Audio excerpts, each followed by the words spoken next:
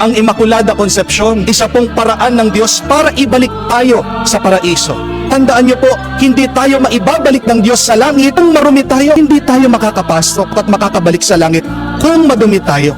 Kaya nga ginawa ng Diyos sa malinis si Maria, parang kalinisan ng Diyos si Jesus ay ang magbalik sa atin sa langit. Pero tayo, bakit nananatili tayo sa dumi, sa kadiliman ng kasalanan? Una, maaaring dahil minsan iniisip natin na personal na ginagawa ng mga tao, taong nagkakasala, walang ibang iniisip ko hindi ang kanyang sarili. Yan ang pagkakaiba ng taong makasalanan sa taong nagmamahal. Ang taong nagkakasala, self-centered, selfish. Ang taong nagmamahal, selfless. Kailangan natin maunawaan ng taong nagkakasala, walang ibang iniisip ang kanyang sarili. Kung nasaktan ka man. Pero pangalawa, minsan nagagalit tayo, naiinis tayo sa mga nagkakasala, sa mga may kakulangan. Nakakalimutan natin na hindi nila hawak ang kanilang kaisipan.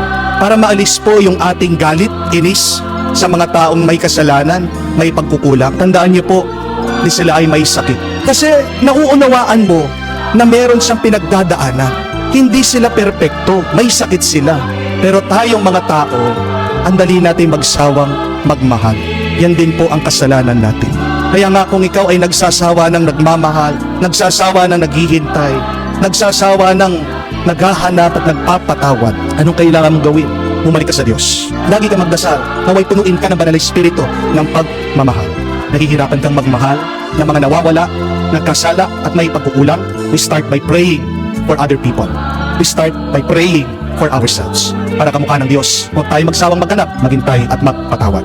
Ating pong sabihin, Immaculada Concepcion, Maria, tulungan mo kami ipanalangin ngayon at magpakailanman.